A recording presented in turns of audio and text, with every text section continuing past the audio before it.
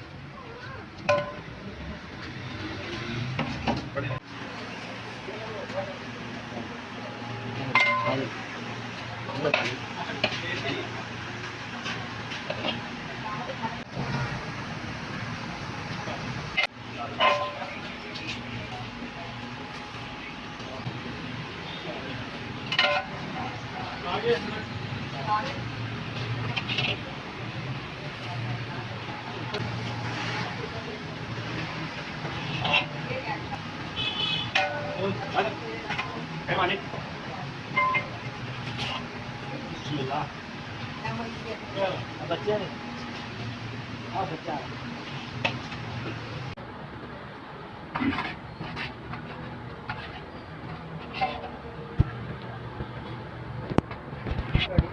ਤੁਹਾਡਾ ਸ਼ੁਕਰੀਆ ਚਾਵਲ ਮਿਲਿਆ सर तेरे दर तो चौल लभने शुक्रिया तेरा बहुत आपका बहुत शुक्रिया। आपको अल्लाह पाक ज़्यादा दे।